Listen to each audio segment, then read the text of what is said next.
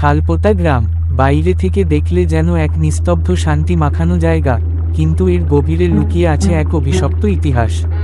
বছরের পর বছর ধরে এই গ্রামে সন্ধ্যা নামলেই নেমে আসে এক ভৌতিক আতঙ্ক।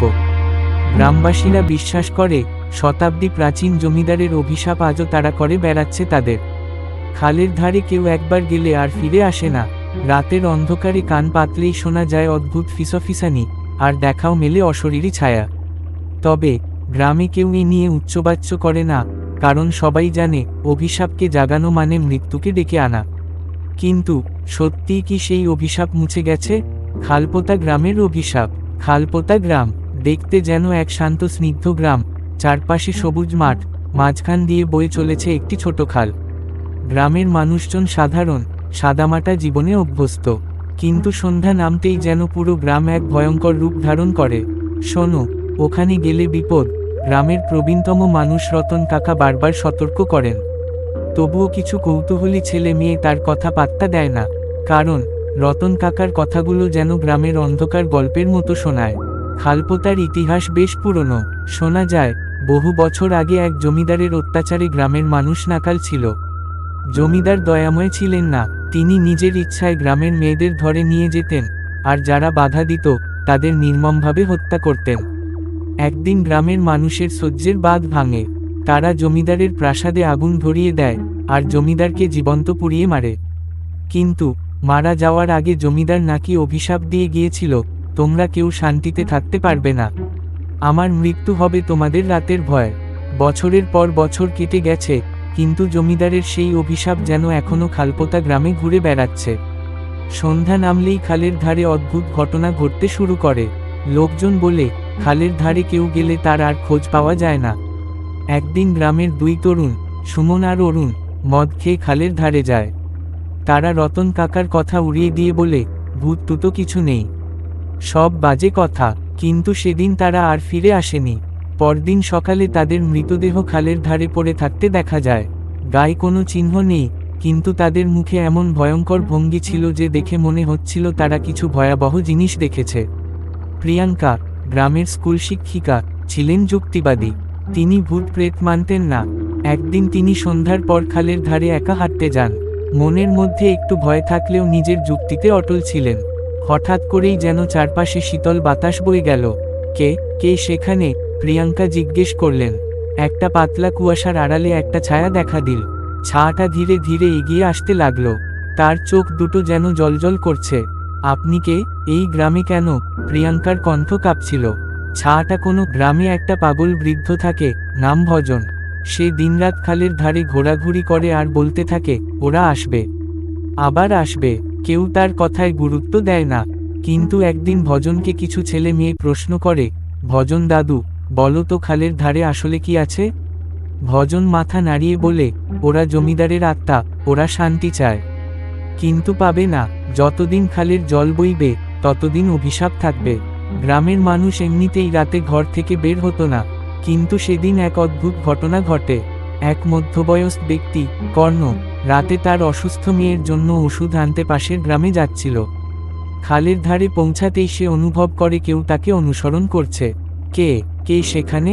কর্ণ চিৎকার করে ওঠে। কোনো উত্তর নেই, কিন্তু হঠাৎ করেই তার সামনে একটা সাদা পর্দার মতো কিছু নামতে থাকে।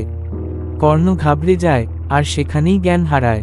সকালে যখন তাকে পাওয়া যায়, সে পাগলের মতো চিৎকার করছিল, ওরা আমাকে নেবে, ওরা আমাকে নিয়ে যাবে। খালপোতা গ্রামে একবার এক তান্ত্রিক আসে। সে বলে, এই অভিশাপের অবসান সম্ভব, কিন্তু এর জন্য বড় ত্যাগের প্রয়োজন। গ্রামের লোকেরা তাকে অনুরোধ করে অভিশাপ দূর করতে। তান্ত্রিক সেই রাতেই খালের ধারে পুজো করতে বসেন। তিনি গ্রামের লোকদের সতর্ক করেন, যেই যা শুনো, বাইরে যাবে না, পুজো শেষ না হওয়া পর্যন্ত চুপচাপ থাকো। রাত গভীর হতে থাকে। হঠাৎ গ্রামের চারদিকে ভয়ঙ্কর আওয়াজ শুরু হয়। পাখিরা ডাকতে শুরু করে, বাতাসের গর্জন বেড়ে যায়। তান্ত্রিক এক মুহূর্তে চিৎকার করে ওঠে, ওরা আসছে, শক্তি ধরে রাখো। পরদিন সকালে গ্রামের লোকেরা খালের ধারে এসে দেখে তান্ত্রিকের মৃতদেহ পড়ে আছে। কিন্তু আশ্চর্যের বিষয়, খালের জল শুকিয়ে গেছে। খালের জল শুকিয়ে গেলেও গ্রামের মানুষদের মনে সেই রাতের ভয়াবহ স্মৃতি যেন দগদগে ক্ষত হয়ে রয়ে গেল। তান্ত্রিকের আত্মত্যাগ তাদের অভিশাপ থেকে মুক্তি দিয়েছে কিনা তা বোঝার জন্য সবাই অধীর অপেক্ষায় ছিল। পরের কয়েক সপ্তাহে খালপোতা গ্রামের পরিবেশে কিছু অদ্ভুত পরিবর্তন দেখা দিতে শুরু করে। খালের আশপাশে যে এলাকায় কেউ যেত না, সেখান থেকে কুকুরের কান্নার আওয়াজ, বাচ্চাদের হাসি কিংবা চিৎকার শোনা যেতে লাগলো। কেউ সাহস করে সেখানে যায়নি, তবে রাত বাড়ার সাথে সাথে সেই শব্দগুলো যেন আরও বেশি স্পষ্ট হয়ে উঠত। রতন কাকা বললেন, খালের জল শুকিয়েছে মানে এই নয় যে ওরা চলে গেছে।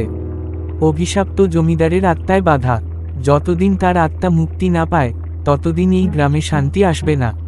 প্রিয়াঙ্কা, যিনি একবার খালের ধারে ছায়ামূর্তির মুখোমুখি হয়েছিলেন, তিনি এখন প্রতি রাতেই দুঃস্বপ্ন দেখতে থাকেন।